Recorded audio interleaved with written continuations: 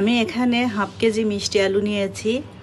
এই আলুগুলো এখন আমি ম্যাশ করে নিব। আর এই মিষ্টি আলুর নতুন একটা ডেজার্ট তৈরি করব। দেখতে হলে ভিডিওটি না টেনে পুরোটি দেখবেন, এটা কখনো দেখেননি। এই তো আমি আলু ম্যাশ করে নিয়েছি।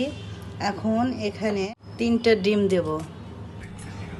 পরিমাণ মতো একটু বেকিং পাউডার দেব। এই কাপে 2 কাপ দুধ দিব। একটু অরেঞ্জ ফুড কালার দেব, এটা অপশনাল, দিলেও হবে না দিলেও হবে। তারপর একটু ভ্যানিলা এসেন্স দেব, ডিমের গন্ধটা যেন না লাগে সেই জন্য। এটাকে ইলেকট্রিক বিটার দিয়ে বিট করে নেব। আপনাদের কাছে ইলেকট্রিক বিটার না থাকলে হ্যান্ড বিটার দিয়েও বিট করতে পারবেন বা ব্লেন্ডারেও ব্লেন্ড করতে পারবেন। এই মোল্ডে এখন একটু তেল দেব, দিয়ে ব্যাটার এই মোল্ডে ঢেলে। আমি স্টিম করার জন্য কয়রাতে পানি নিয়েছি, আর পানির নিচে একটা স্ট্যান্ড বসিয়েছি, স্ট্যান্ডের উপর মোল্ড বসিয়েছি।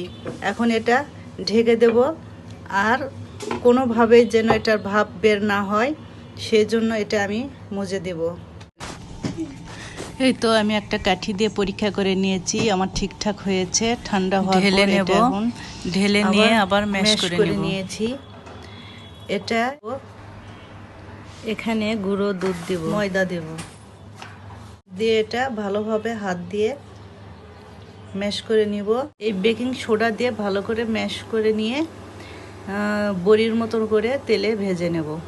বড়ির মতন করে তেলে ভেজে নিয়ে চিনির রসে ডুবাবো। তাহলে এটা আমার মিষ্টি আলুর রস বড়ি হয়ে যাবে। টিস্যু পেপারের উপর ভেজে রাখলে টিস্যু পেপার শুষে নেবে বাদ বাকি তেলগুলো। মিষ্টি আলু রসবড়ি পিঠার ফাইনাল লুক।